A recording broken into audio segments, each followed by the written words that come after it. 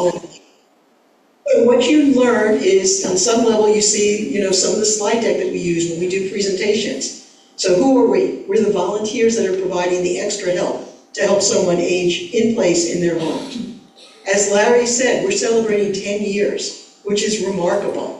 When we looked back at those 10 years, we were able to gather some information that we hadn't done before. 817 older adults have been served by our village over that 10-year period. Almost 22,000 service requests fulfilled, 22,000 service requests, and volunteers who have driven 255,000, 250,000 miles to serve our members. And remember, when volunteers drive, they're not only giving their time, their talent, but they're also digging into their pocketbook because they're paying for their gas and the wear and tear in their car. So it's really pretty phenomenal when you think about what those accomplishments have been over a 10-year period. The other big change that's happened for us as a village, and it's based on feedback we got from you back in 2019, which was to expand village membership to a much broader swath of our community. And we have done that, and are continuing to do it today, and tomorrow, and next day, and next year. We can now say that 40% of our village membership participate in our discounted membership program. So they don't have to pay the full freight of being an ANV member. Those people who can afford the full freight are generously making that contribution, but 40% of our members who can't get a discounted rate. And we are so proud of the fact that we're able to serve a broad, diverse population here in Arlington. Yes. Thumbs up. The fun part about doing this too is that we take pictures. And we do all the things you see. Our service pictures are always there. And I'm sorry if I'm blocking the screen for some people. I moved back, but I'm afraid that we get static. So what are we doing besides everything you know that we do? Well, one, the picture in the upper, left or right corner. We're participating in an effort that Carol Paquette, who was a founder of our village, is leading, and that's to bring more villages throughout the state of Virginia. There's a village advocacy effort that's underway to look at the 16 villages that exist in Virginia and try to make that 32 or 42 or 52 villages. We're trying to get some support at a state level to help start villages. I'm sorry, I don't know what I can do. Oh, it's probably Bob who's making this happen. So we're part of a village advocacy effort to bring more villages to Virginia. We're doing outreach all the time, trying to connect with more people and build awareness and build membership and volunteers. For 2 years, we've been a finalist in the Chamber of Commerce Best Of competition, Best Of Nonprofits. We haven't won yet, but that's not stopping us from continuing to go back and banging on their door one more time. We have groups that are in addition to all the services that we provide, bocce, tai chi, the page turners effort. I know there are more, games night every other, and we call it games night because they play during the day. But we've got lots of ongoing activities that people are participating in. We have a great pen pal program, and as we know, we do events. So who is it that we're serving? Who is our membership? So generally, right now we're at 445. I can tell you that was a number we took September 30th. It's already different, bigger, better today. Our members are aged 58 to 104. There aren't a whole lot of people in their 50s or 60s. It's mostly older than that. And we will be sharing this slide deck up on our website and also sharing it with all of you. Mostly female, and I think you could probably look around the room and figure that out on your own. 41% are over 80 years old. And as you can see, with our oldest member, 104, we got lots of folks in their 90s. 65% of our members live alone. So in the technology, that's called solo aging. So we've got lots of people living alone, and the people living alone, most are female. I mentioned before, we've got about 40% of our membership is lower income. 15% represent the sort of more traditional diversity characteristics, and 1/3, something that people don't always measure, have some kind of mobility, sight, or hearing challenge. And again, from all of you who are offering rides to people and going into their homes, you know what I'm talking about there. We've grown our membership. This is part of what Larry and Bob have shared with you. You know, I didn't go back to 2014. I probably could, but it's like, oh my God. But if you look at our membership growth from, 2019, we were in the 200s, and now we've doubled it to 445, and we have plans to go to 510 or so in the coming year. When you look at our discounted membership, again, this is something we had from the very beginning. There was a $5,000 contribution anonymously made to our financial aid fund on day one. So we've always been able to support lower income older adults, but you can see how during the pandemic, that was put that button, push the accelerator down and really sped it up. So that now we're really proud to say that we've got 190 lower income people projected in our membership this year, and again, going up to 210 in the coming year. So that's members. How does it all get done? Volunteers. We would be zero, nothing, without our volunteers. So we have about 300 plus active volunteers, and that's really the people who are doing something. We've got more names in the database, but lots of people say they're going to volunteer and then they don't execute, they don't engage. That's one of the things we want you to talk about today. How do we get volunteers who don't engage better engage? But again, some of the stats you've seen: 4,000 service requests last year, 44,000 miles, 12,000 hours donated, 95% of services fulfilled. And again, that's a critical number that we look at, because in the best of all worlds, wouldn't we want that to be 100%? Yes, absolutely. Know that every single day, Jean and the entire office staff are striving to get to that 100% number of services fulfilled. But we're not there, and the bigger we get, that number is ticking down. So we got to figure out how to stop that number from ticking down and go back to where it had been, which was generally 98%.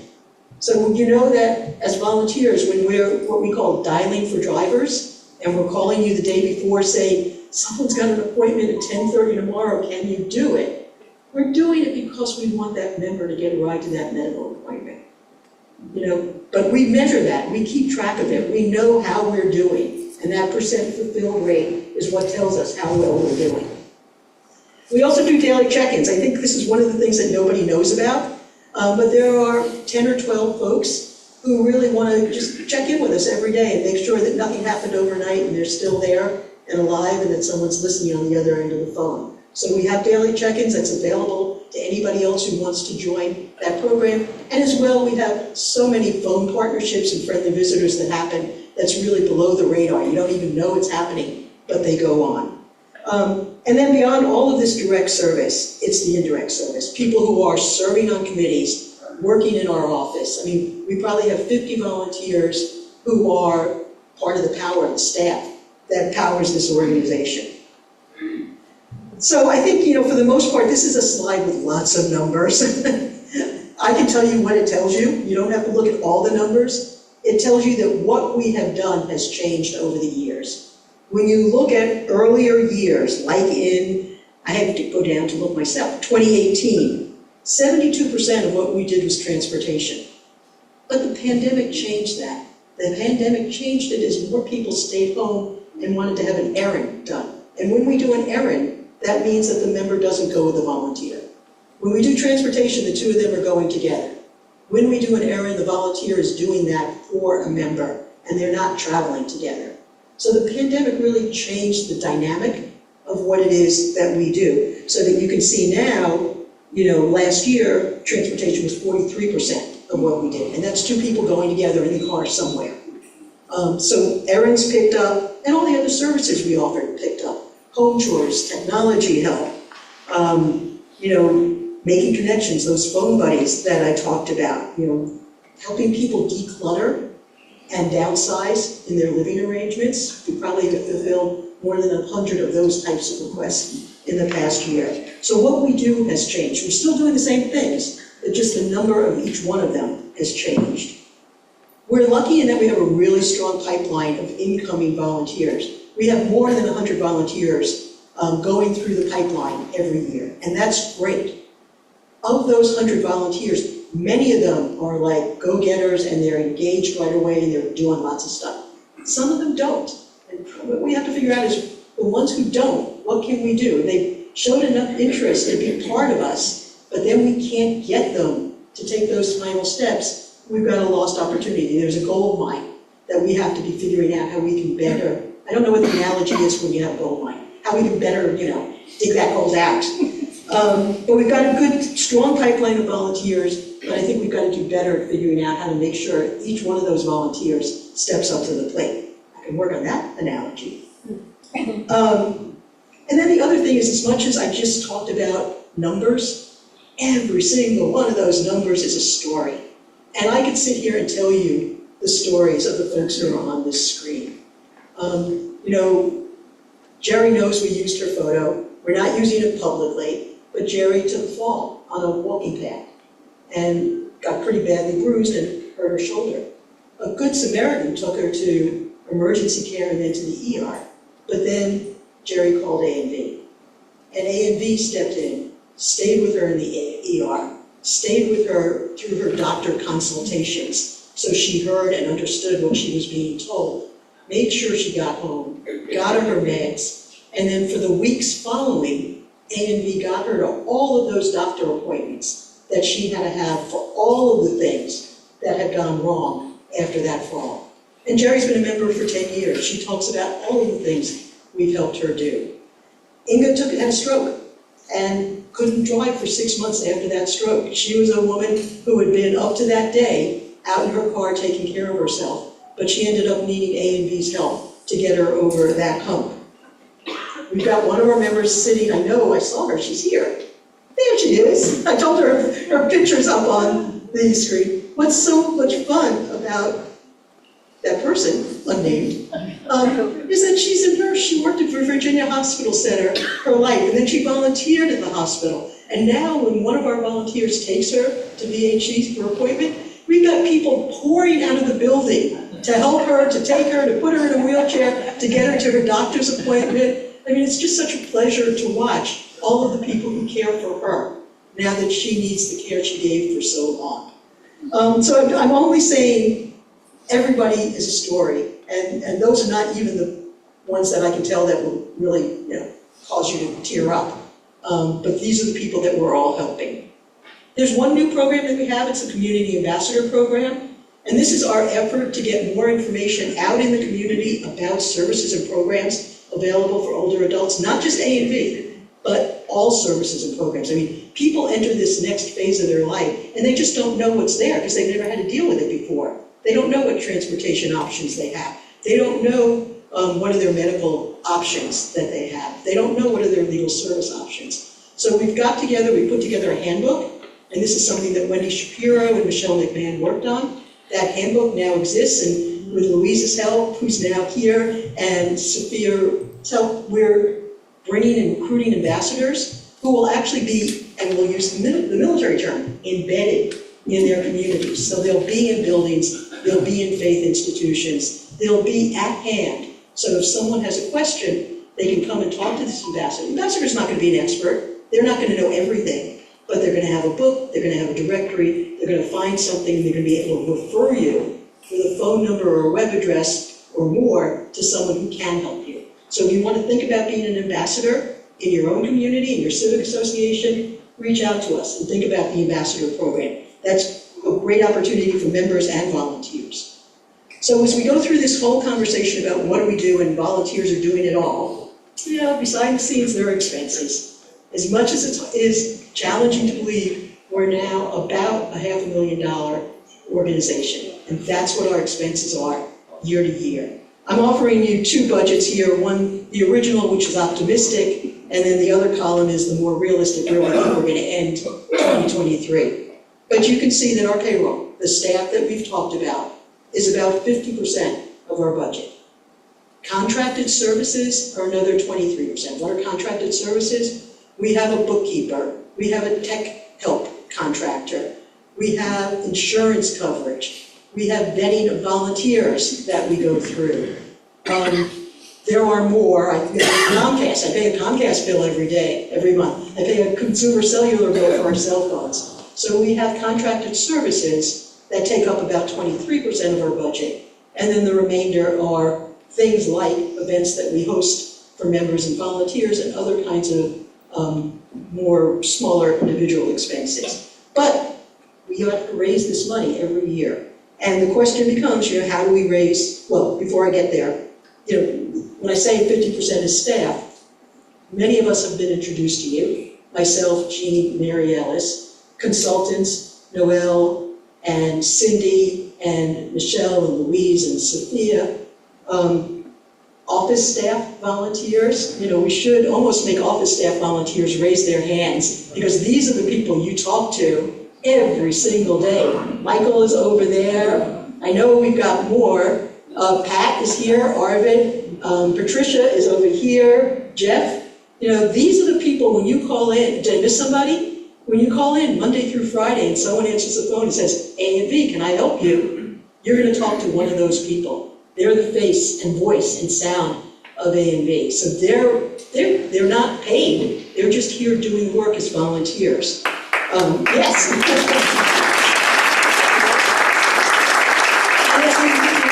There are committees, and those committees have volunteers who are working to make things happen for all of us. So we are a hybrid, overused term these days, of paid staff and volunteers that are running the organization.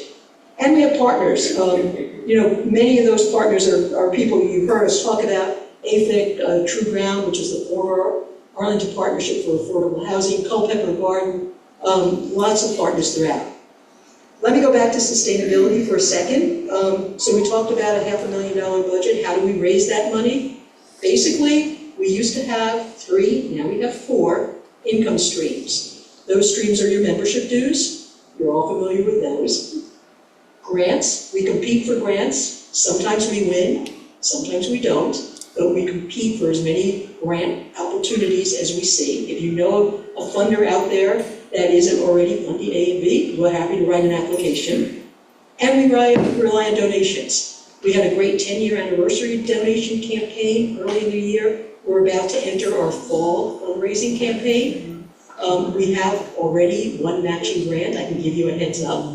A very generous donor has given and donated $10,000 as a matching grant for our fall campaign. So that's going to be underway right after the election. We had a debate in fundraising before or after the election. When should we start? After the election won. So we'll be starting our fall fundraising campaign. But those are our 3 main income streams. Now we have the 4th. And the 4th is investment earnings, because we received an incredibly generous gift from one of our members who passed away in 2019, and that was Barbara Carr. And there are many people in this room who know Barbara. We are happy to say she was a character. She was phenomenal. We didn't know this, she didn't tell us, she didn't give us a heads up. But in her estate, she left us her entire estate. So that money is now fenced off.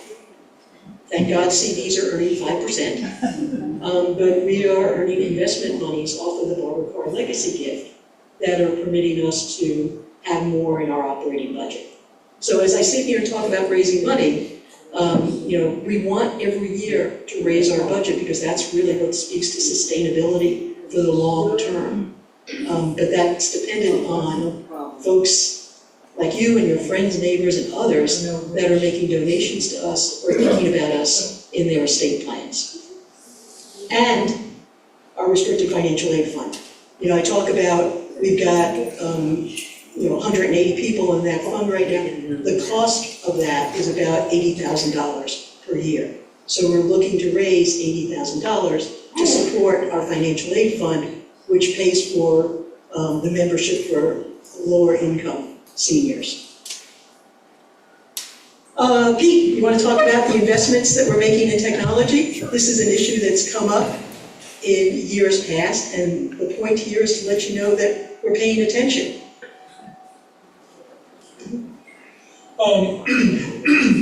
ANV started 10 years ago, and at that time we reached out to another village and borrowed their administrative system. It was developed in-house there. It's worked pretty well for us. It hasn't been able to do everything we'd like to do. So we reached out to a vendor to develop another system for us, which is actually kind of an expansion of a system which is currently being used by a village out in Colorado. We've been able to use the system for testing, found it very useful. We hope to have that system fully operational by next year, middle of next year. Most significant changes are probably in the volunteer arena from what you folks will see. In-house, it's going to be a little bit more efficient too. So volunteers will be able to access to a volunteer portal through either computer, a tablet, or their mobile phone. They will be able to see all the current opportunities for services to provide.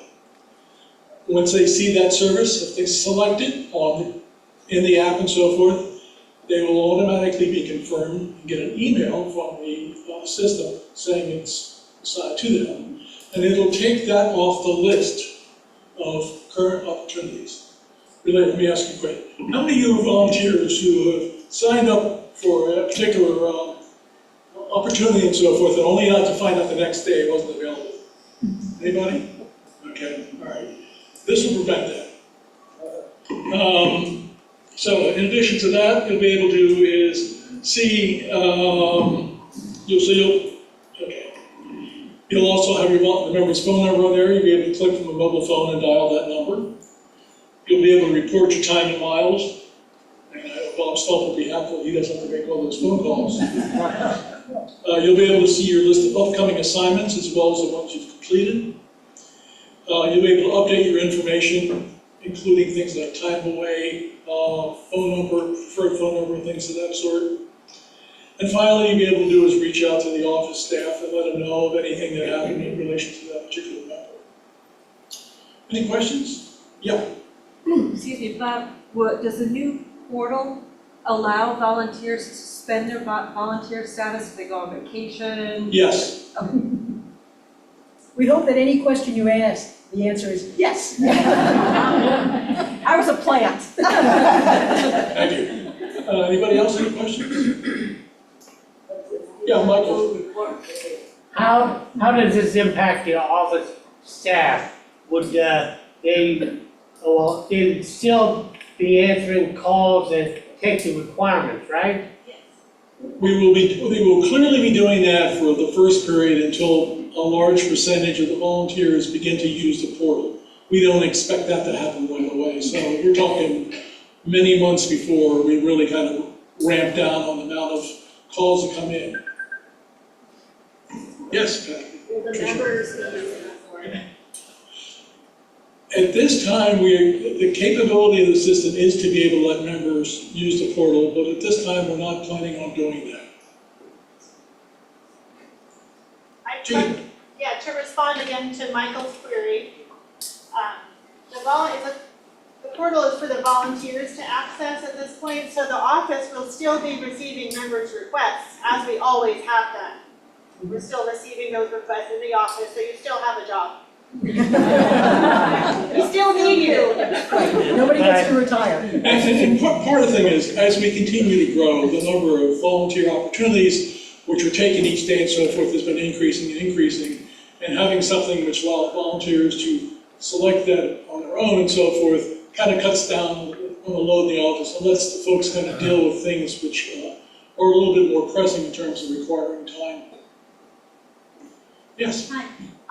I think it's wonderful, but I would like to caution you. I just found out yesterday about another organization that has instituted a system, but a while ago, but what's happening is that the volunteers then don't go there, rather than getting the message themselves via email.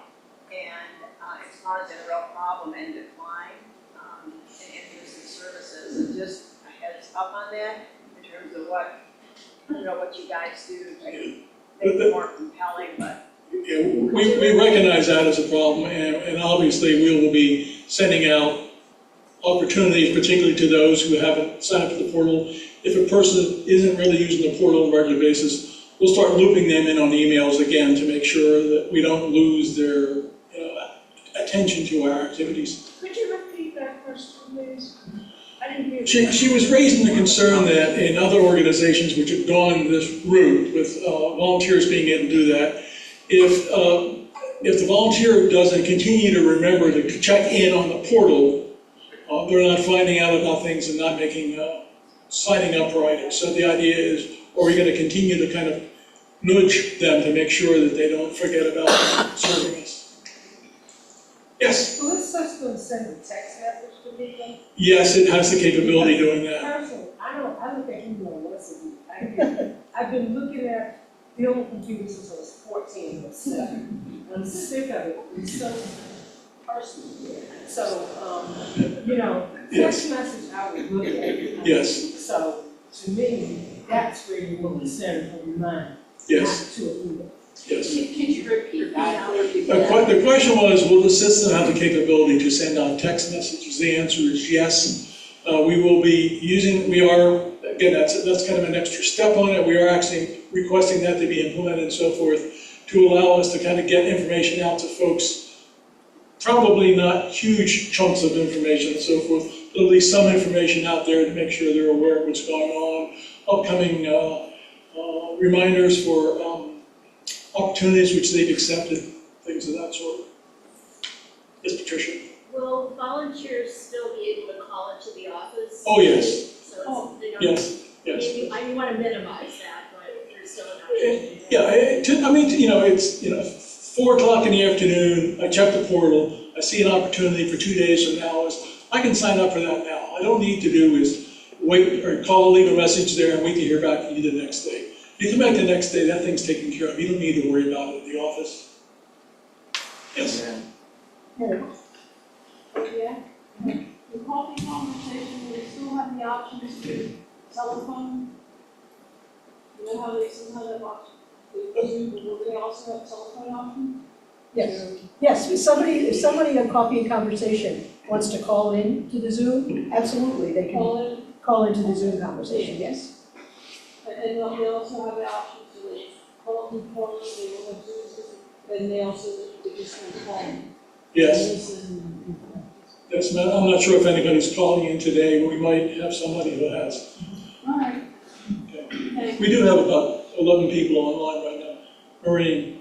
Yeah, I'm thinking about this issue about having to go to the portal to sign up, and maybe a suggestion is to still have a daily email that includes a link to go to the portal. Yes. And that way, if you did it every day, you'd still have a daily email, but you'd have 1 instead of 4. Yeah, and as we go forward, we're going to be fine tuning how we work on that. We agree, currently if a person has 4 or 5 different activities, they're willing to do and so forth, they may get a whole bunch of emails each day. Partly at noon, more in the afternoon, so forth. It really kind of gets to be a little bit overwhelming, so yes, to the fact that we can kind of narrow that down to people's emails, I'm sure they'll appreciate that. Anyone else? Okay, well, thank you very much. Oh, sorry. Just one thing to consider, so if we have rides open for the medical rides for the next day, we highlight those for the volunteers. If there's a way somebody to do that with the new system. Yeah, we have that on our list of things we want to be able to do. I think the most important thing to understand about the new system is that, one, it's going to make us better. It's going to make us more efficient, more effective, make our relationship to predominantly volunteers more efficient and effective, because we think members are still going to be calling on the phone and not so electronically and technology savvy. But I'd also say it's all going to happen at a deliberate pace. We are not the kind of organization that's going to be able to bring in a new system, flick the switch, and the next day, everybody's on the new system, has been trained, knows what to do, etc. It's going to be a slow burn to get there. We're enthusiastic, we want it to happen as quickly as possible, but we need to have all of these conversations, thinking about how we do our job today, how we can modify it so that it morphs to a most efficient state. We're not going to get to that most efficient state on day 1. It's all going to be a transition that we're going to go through. And the important part of the system is it's all very flexible and agile. So if something doesn't work for us, we're able to fix it, we're not locked in. But everything that you all have raised is going to be on our worry list for all of this. So I'm going to ask Noelle to talk a little bit about our volunteer and member survey results. We said that there are multiple ways that you're giving us feedback. One is going to be today, another is the board planning session, and you also were generous and responded to online surveys. Thank you. Hi everyone, I'm Noelle. Apologies for the shiner. I was skateboarding with my son and it happened and it was fun, and I'm fine. So yes, thank you for everyone who replied to the volunteer and membership surveys. These are really a great tool for us because we can track responses over time and see trends. You'll notice this year's survey was a little shorter, which is great, but we kept the really important questions that we want to see the responses over time. The surveys are fully anonymous, which is wonderful because people can speak freely, but also is a little bit of a challenge because sometimes people put very specific questions and we don't know how to get those questions or answers back to them. So I was thinking maybe next year we would put an option to include your name if you wanted to reply back. As Wendy mentioned earlier, this village is what we make it, so your feedback in any form is always appreciated. Okay, major highlights. Oh, and also I put all of the survey response questions over there for volunteers and members if you want to take a closer look. All right, member survey highlights. The member survey responses were overwhelmingly positive, which is always wonderful to see. You can see the green is strongly agree, the blue is agree, and the yellow is unsure. And for many of the unsure responses, those may have been people who had just joined as well. So this one makes me feel like a part of a caring community, which is a wonderful rate for that question, improves my quality of life, and is a good value. These are questions that were around the service and program use. This one is about direct services, how often people use them. Is it daily, weekly, monthly, a few times a year, never, or not applicable? And the other side is the social events. Gatherings like this, bocce, tai chi, all of those are included here. So you can see there is a good distribution. Most are a few times a year. And then the big question, the overall membership satisfaction. For members, it was a 95% satisfaction rate, which is our goal, so that was wonderful to see. The trends in the feedback, there was an open comment section. We asked people to give their thoughts and ideas. As I mentioned before, overall people are satisfied with the village. They're very grateful for the services we offer. So complimentary of the amazing volunteers we have. And people feel confident that ANV is well run. Some of the issues and challenges that people brought up were about feeling unsure of what all was even offered to members, and also unsure or not feeling comfortable requesting help. And then for new people, they sometimes felt that it was difficult to show up to an event, or they didn't really feel comfortable right away in the village. So those are issues that we want to work on, and also people wanted more informal opportunities to connect, ways to reach out to each other. So those issues and challenges will be part of what you'll be discussing after the break. Okay, on to the volunteer survey highlights. Again, overall, very complimentary, and people are happy with their volunteer experience, which is wonderful because as Wendy mentioned, we can't do this without our volunteers. This first one up here is how long people have been a volunteer. So less than 1 year is green, 1 to 2 years is blue, 3 to 5 is yellow, and 5 or more is the light blue. So a very nice distribution there as well. And then on average, how often do you volunteer for ANV? So green is less than once a month, blue is 1 or 2 times a month, yellow is 3 or 4, and light blue is 5 or more. This is about how volunteers feel about the program itself, the variety of volunteer opportunities available, Most are very satisfied. We had one dissatisfied respondent. Volunteer service processes, you'll see this one is a little bit more of a neutral or dissatisfied response rate, and that, judging from the open comments people wrote, was around this issue of service requests and responding and emails and all of that. So luckily, it's something we are already addressing. And then the volunteer satisfaction overall is 94%, which is great. Okay, trends in the volunteer feedback. Overall satisfied, love helping our members, and feel ANV is well run. There's very strong feedback on the request process and the communicating of service requests. People feel they're getting too many emails, it's overwhelming, it's hard to reply. Once they reply, a service is taken. So we heard that loud and clear, and we've been hearing that, and that is part of what has been informing the database you just heard about. Also, there was a lot of responses that expressed a desire to have volunteer-only meetups, which is a great idea, so volunteers can get together, get to know each other better, share ideas and tips. Volunteering for ANV can be a pretty solo venture, so it would be great to build some more community opportunities. And then a few respondents mentioned that they really only have time to volunteer during the weekends and evenings, so we would like to be able to tap into their availability. Okay, so we're gonna take a break, but before we take the break, I'm gonna throw it back to Bob so he can explain what we're gonna do when we come back, or when we. You get to throw it back to me temporarily. So, yes, Excuse me, right now, I do not remember if I ever got the survey. then Noel will come talk to you. Noel will come talk to you before the day is over and make sure that we've got your either email address, or we can take it, give you a paper copy to fill out, and make sure that you get your input included. Absolutely. Thank you. So where does all this lead? We talk about this in terms of the path forward. One, everything we've told you, we're growing. There is no end in sight.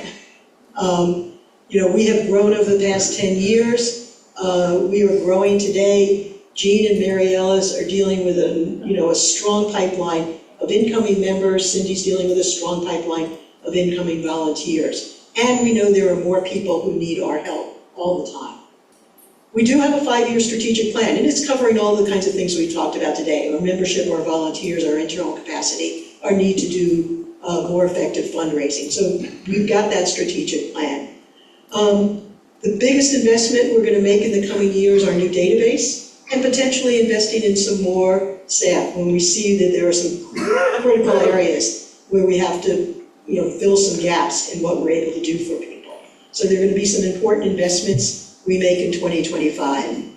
We have phenomenal partnerships with other senior serving organizations in the county, whether that's, I'm going to say APA, because that's, everybody knows who I'm talking about when I say APA, or AFAC, the food assistance folks, Culpeper Garden, AHC, the Department of Human Services, the Department of Community Development, the library, and of course the Parks and Rec Department, which helped when ANV was first forming. Phenomenal relationships with all of those organizations that are strong and going to get stronger. We want to enhance your volunteer experience. I'm speaking to the volunteers in the room, and given our percentage fill rate, we need to always be talking about more drivers and how to engage our drivers more effectively. How can we be more helpful to members? As our members are aging, their needs are becoming a little bit more significant. So how do we address those more significant needs? How does ANV respond to that? Our financial aid fund, I've said it a couple of times, we've got to raise $80,000 for that fund in the coming year. That's a pretty big challenge. It's going to be a bigger challenge the year after that. So anybody in the room who's got some fundraising experience, who can help us think about getting in front of fresh eyes, please do that. We included a piece of paper at the desk over there on legacy giving. If you want to talk with us about estate planning. There are lots of opportunities here. We need to be able to execute on each one of those opportunities. And, I've said, it's not only donations and legacy gifts, it's grants as well. So if anybody knows organizations or corporate entities that are thinking about a great nonprofit to donate to, I know the answer to that question. So with that, I think I get to turn it over to Bob. I do. Wendy, got a quick question on the fundraising thing and the matching that you mentioned earlier. Is that limited to the financial aid thing or general ops or? So each year, we sort of direct our donors to where we need the help the most. So the number one answer is every donor gets to decide. So if a donor wants to give to financial aid, they can. It's a restricted donation. It only goes into the financial aid fund. If a donor wants to give general support to the organization as a whole, they can do that. So the very first decision that every donor gets to make is, do I want to give to general support or do I want to give to the restricted financial aid fund? That's a donor decision. We honor those decisions. In our fundraising campaigns, we sometimes are a little bit more aggressive about sort of pushing people to one or the other, depending where our need is. But it's always a donor decision that happens. Before I forget, and I'm going to give it to Bob, We do have some toys that we want to make sure people pick up on the way at the end of the meeting, not now, but at the end. Let me get to this one. One, the infamous jar opener. I feel a little light. We have a jar opener. You always have one. Jean's got a, that's fanning them there, so out here in the halfway, take one, take two, take three. Take as many as you want, we can get more. I personally use it at home, and I give it a thumbs up. I give it a 10, and I can tell you it really works.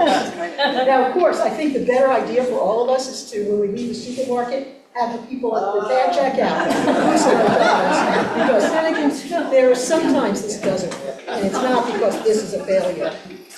The other thing, we now have yard signs. Yard signs. Yard signs come with little metal spikes. You get to dig it into, if you have a house, you get to dig it into the ground near your house, and everybody drives by and says, I wonder what that organization is. Let me go to their website and find out more about them. And then they become members and volunteers. So please, we've got boxes and boxes of yard signs. We really love it for people to pick them up, stick them in the ground. I know that we're competing with election yard signs. I don't think we can put them on the medians. It has to be probably on your home. But we have giveaways that we want to make sure people take advantage of.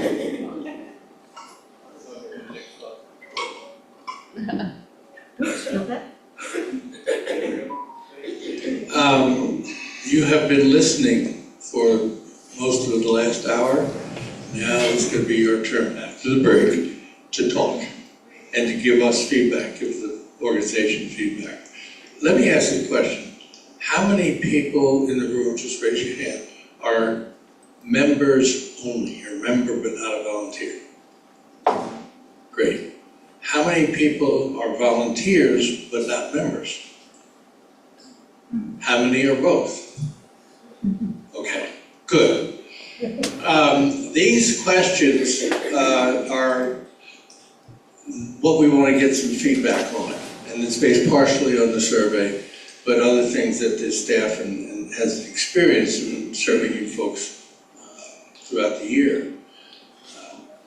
How can we increase awareness among members of our services?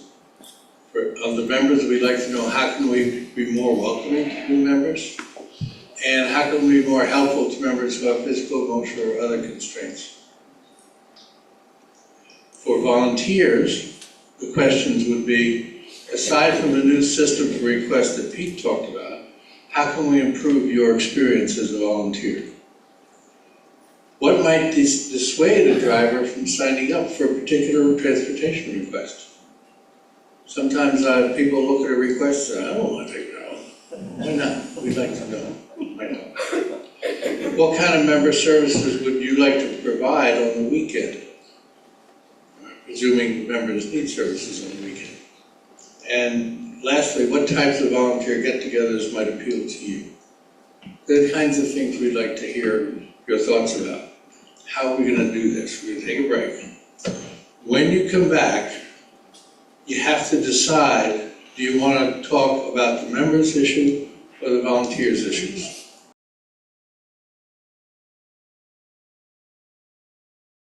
Topics. And since we have, ANV has so many partners, like AFAC, the former APA, the other organizations, it would be a good idea to invite them to present themselves and explain what they do. Invite them to do a coffee conversation. And so we can learn more about their organization and how ANV members can be involved. Another topic for either a coffee conversation or a special discussion group is financial matters, especially for people in our organization, our age group.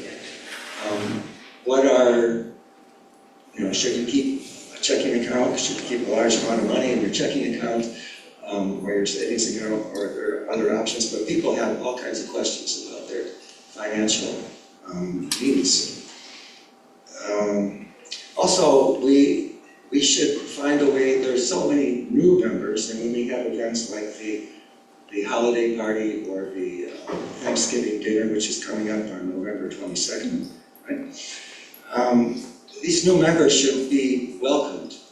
Make a better attempt to welcome the new members to ANV, and maybe we could have some of the members be assigned to be a buddy system for a new member who comes in, so they're not sitting alone, and they can say, "Oh, I'm so-and-so, let me introduce you to so-and-so."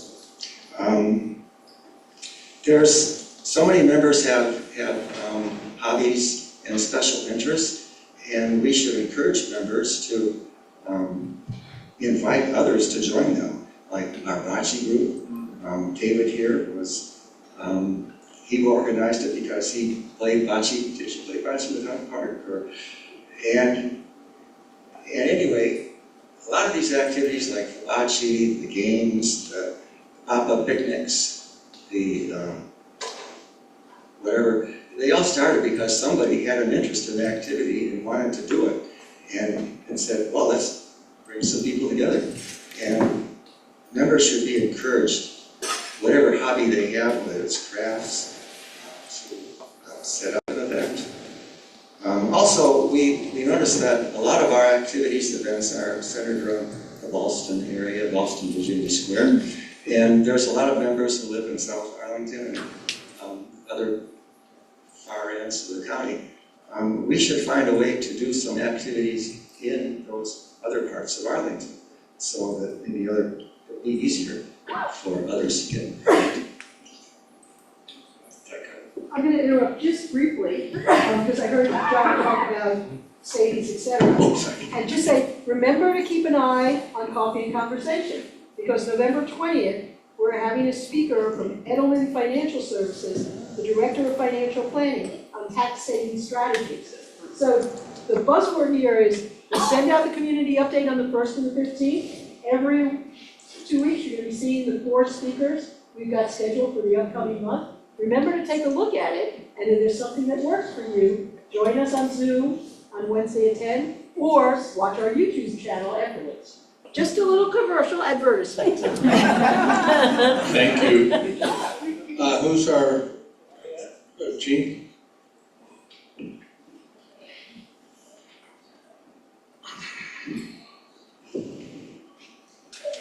Can you hear me? Yep. There's a magical distance that the microphone has to be. Our group here had a really delightful and lively conversation on a number of topics, some of which were the questions that were posed. We had the gift of having brand new members and longtime members in the group, so it was really a wonderful sharing.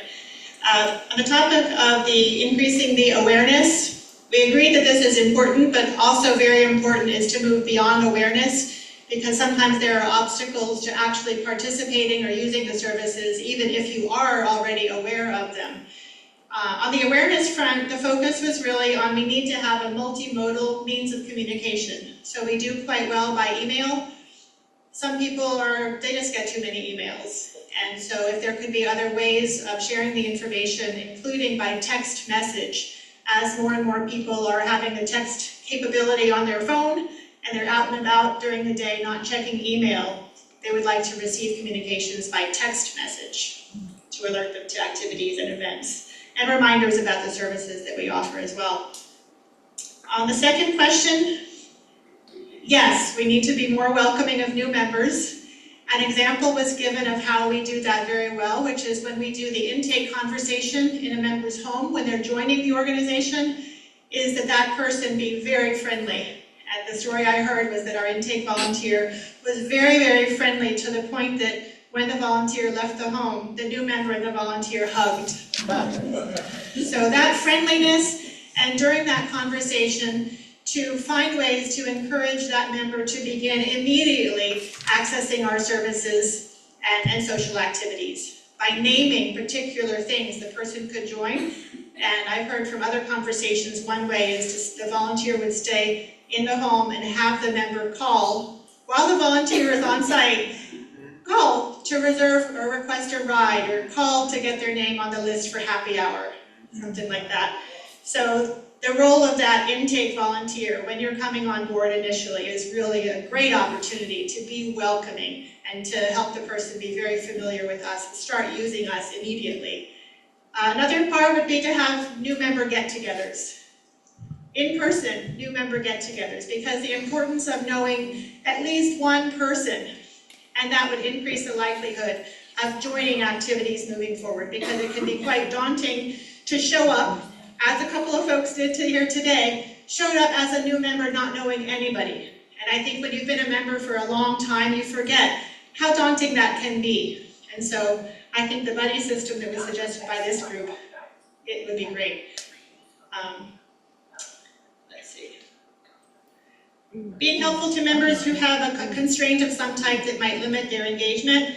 Yes, we agree that's really important, and the main item we talked about was having venues that are accessible and letting folks know ahead of time in what way it is accessible, so they can determine whether or not it would work for them.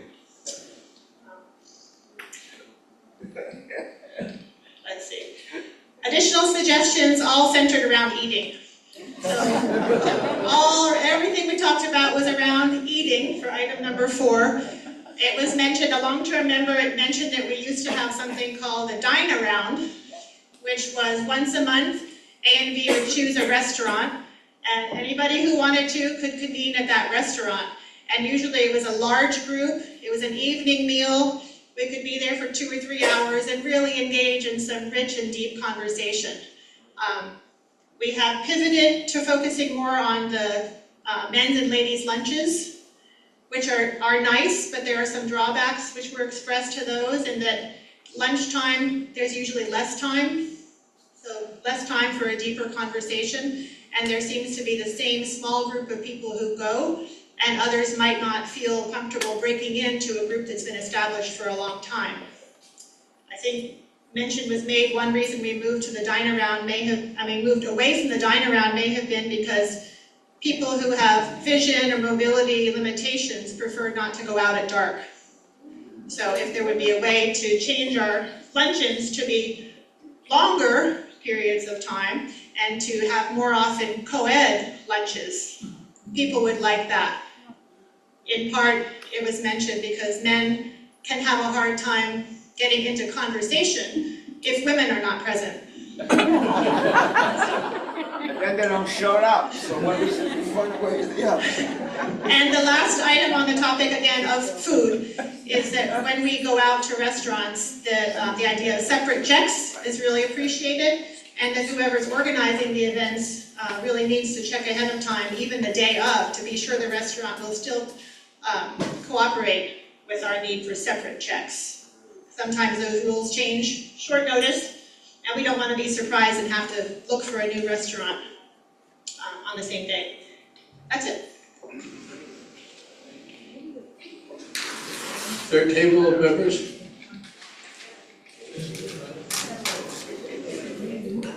Well, I have a lot of dittos for what's already been said, but for the first one about increasing awareness among members, an additional idea would be to highlight a particular service at each coffee and conversation at the beginning of it to make members more aware of maybe services they don't know about. And many of the services we'd like to know more about would be like the tech support, the decluttering, and coming and looking at our hazards in the home. And I know these services exist, but many of us don't really know enough about them. Then on welcoming to new members, ditto on having a buddy system and having someone assigned as your mentor or contact person, so they can really introduce you to all that ANV does. On disability, many of us, whether or not disabled, have trouble asking for help. And this can be also very true of disabled persons. So it would be good to have disabled persons assigned to a mentor who can help them navigate exactly what ANV can do to help them and encourage them to ask for help. Ditto about accessibility at events.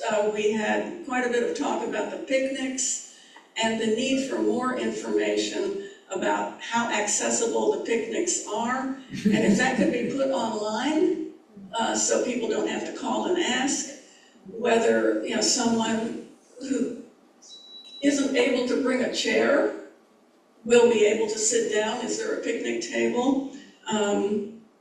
How easy is it to get there? Is there a bus stop?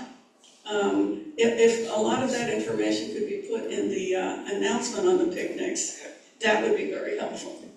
And one final thing, we talked a bit about the challenge of people who don't have the technology. They don't have email and Zoom. How can we do a better job with them? And in this case, we thought a mentor should be assigned to these people, and they should receive snail mails, maybe every 2 weeks, with the bi-weekly newsletter, so they can see what's going on without having to have the technology.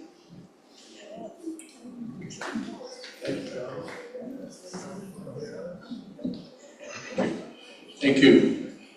Volunteer side. Pat?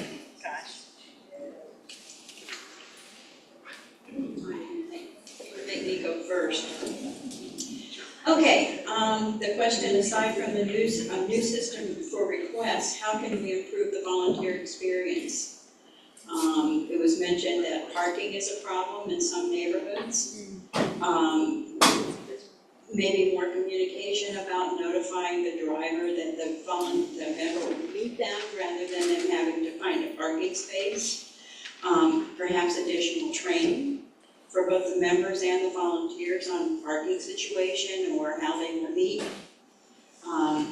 Also paying for parking. Some lower income folks would like the volunteer to accompany them to their medical appointment or wherever they're going, and they can't pay for parking, so how will parking reimbursement be made? It's not clear, but I do think that the neighborhood village will reimburse the volunteer for parking if the member cannot pay. But that's not widely advertised enough. And also, okay, that was question number 1. Did I get everything included in there? Okay, what might dissuade a driver from signing up for a particular transportation request? Wheelchairs was mentioned as a limit for some volunteers. Sometimes lots of bags for groceries requiring a lot of lifting. For some of our volunteers that are older, it becomes a problem. On an errand, even an errand, not just transportation. Also, again, parking. Some of our volunteers don't want to drive in DC or out to Tyson's Corners. They want to do just Arlington. I did mention that distance can look like it's a problem, but I live in Clarendon and I drive over to Pentagon City and it takes me 10 minutes. So going to the other side of the county is not a long trip, even though it looks like distance-wise it would be a lot of mileage, but it's not. And then also evening and weekends. A lot of our volunteers work full-time, Monday through Friday, and they're not free during the day. And it's not clear when it says day and time flexible that that can mean an evening or a weekend.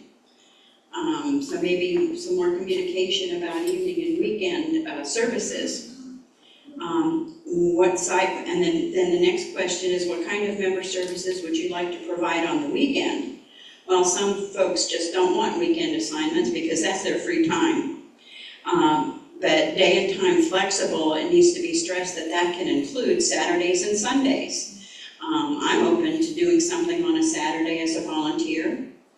And I think some of our other volunteers might also be welcoming for a weekend, but it's not clear when it says day and time flexible that that can also include the weekend.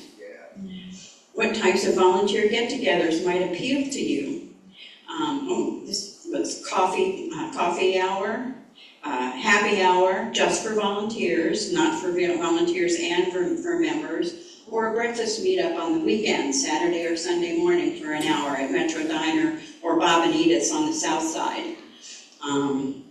So that the volunteers can get together, drop in for breakfast, and then leave. They don't have to worry about picking up a member, coming to breakfast, and then taking the member home, which will require a lot more time than just dropping in for a meal. Anything else you want to discuss and other suggestions to improve the volunteer experience? We have an antiquated, apologize, but we have an antiquated send and receive policy on fulfilling service requests. And they wanted to know if the new system would be able to filter requests for a specific day or a specific location, so that if someone just wants to do services in Clarendon, they can filter it and say Clarendon requests only, or only requests on Fridays, that kind of thing. So they wanted to know if the new system would be able to filter those things. Modify the transportation request when it says transportation to include medical transportation only or other transportation. And I'm not sure if that kind of modification can be made to the drop-down table that we use, but we'll investigate that. Send less emails. They get 2 emails a day for transportation requests and for errands. Yeah. I don't know about you, but I don't often check my email at 1 o'clock in the afternoon, and when I look at 3:30, there's 2 there. I just delete the old one and look at the new one. So we're wondering if only 1 email a day, maybe earlier in the afternoon or later in the day would be appropriate, rather than sending 2 a day. I know logistics and being able to have volunteers review those could be a problem, but we can investigate that. Let's see. Okay, there was another comment about converting minutes to a percentage of time in the database. When someone says, it took me 1 hour and 15 minutes to go visit with this person, the volunteers that work in the office have to convert that to 1.25.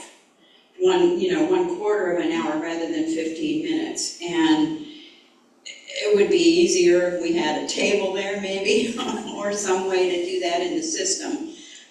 It's just a comment on our office volunteers. Did I get everything? Okay.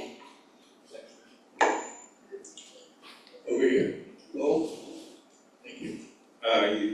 We have some dittos, so I'll get to those. But we didn't necessarily consistently follow all the little things, so I'll just talk about the ideas we had. So we were talking about making it easier for new volunteers, and one idea might be for if you're unfamiliar with how things can go, do a ride along with another volunteer first. So you can say, how does this work when I go pick up somebody and take them to medical, and how does that look like? So maybe an opportunity for a new volunteer would be to join somebody who's already done it. Talking about dissuading from taking requests, we talked about driving to DC, some people are not excited about that. We talked about how parking can be a challenge at a hospital or something like that, other places. It would help if the member had a handicap placard. So they're often eligible for one. Even if they don't have a car, they could get a handicap placard. so that would help the driver to be able to put that on their car and make it easier to get to places. We talked about how some people don't want to take somebody who needs a wheelchair or whatever, they're not ready to take that kind of, and so we hope that the information is kept up to date. So you could volunteer for somebody, and it doesn't say that, but then you go and pick them up, and then it will be a surprise. It's actually they needed help, because some people aren't ready to do that kind of assistance. So we didn't really talk much about the weekend. We have a sense that, I think the question is, people want weekend opportunities to volunteer, but I think we understand that maybe there are unfilled weekend requirements as well, so we're not sure how to address that. I think it was more like, for those volunteers who work during the week, what would you be open to doing on the weekends? Right. Say you want to do stuff. I know there was a suggestion of offering like some just time out. Like if a member wanted to go to a park, you know, just no real like errand or transportation, just like, Right. I don't know. So whatever volunteers might be interested in using their weekends for, or not. Yeah, one of our very active volunteers recently said, we'd be willing just to take someone for what I would call, having grown up in the city, a drive in the country. And that's really meant going to Long Island. There was no country. But that's what we would do on Sunday afternoons, my dad would take us, we'd go for our drive in the country, we'd look at all the single family homes. But he was making the point that sometimes you're just that connection, and take someone who's really stuck in their home all the time, just getting out and going somewhere without a destination in mind is sometimes a fun thing to do. So that's just an explanation of some of the weekend things. Yeah, and on the other hand, like things you wouldn't want to do, like I personally wouldn't want to do a big shopping trip on a Saturday. It's not even a good day to do that. But the thing is that the members don't know we can ask for weekends because we're habituated to the 9 to 5 of the office workers. Okay. So we Oh, can okay. communicate that. So, yeah, the members need to be clear about their flexibility, because. Improving the general experience, we talked a little bit about people who are maybe inactive volunteers, like you mentioned, and so I think you already maybe reach out to inactive ones and say, are you still interested or whatever.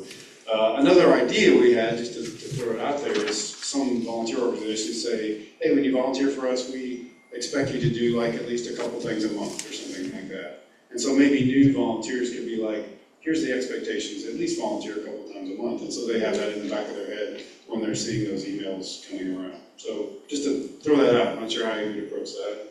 And then we talked about how there appear to be groups of volunteers, I think, like maybe in Boston, of members. In Boston and other places, we were suggesting there might be, I don't know if this already happens, for groupings that are in one place, they can be identified. We could sponsor, like, let's get together at a restaurant or whatever for the members who are all in one place. So just an idea of an activity for members that might be helpful to do some synergy all being in one place. I think, anything else? No? Okay. Thank you very much. Last but not least.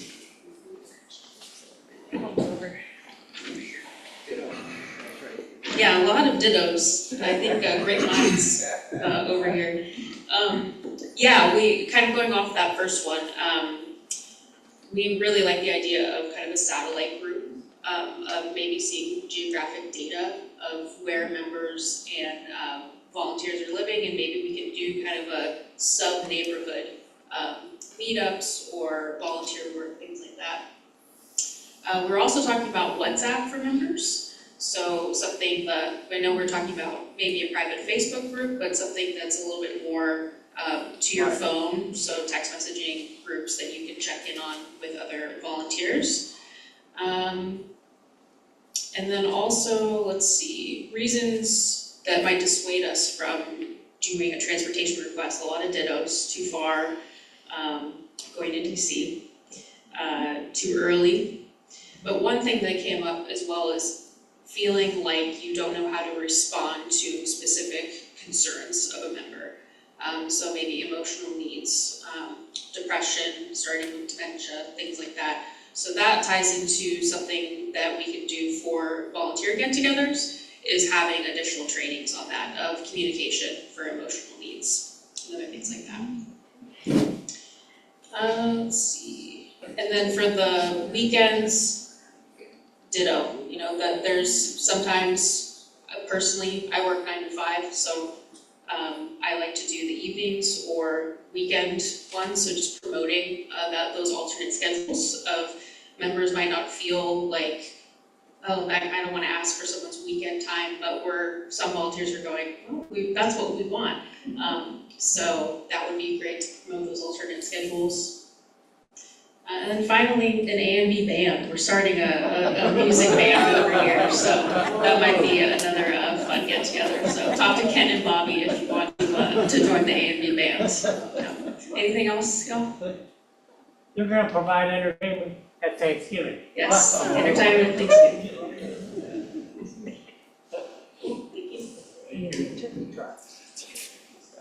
Pete, what was the suggestion from the Zoom folks? We have one member who was interested in having the portal to be available to members to sign up for needed assignments, not just volunteers. Oh.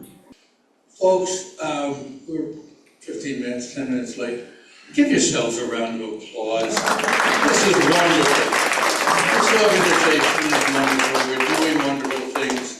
And thank you all very much for being here to help us improve. Have a great weekend.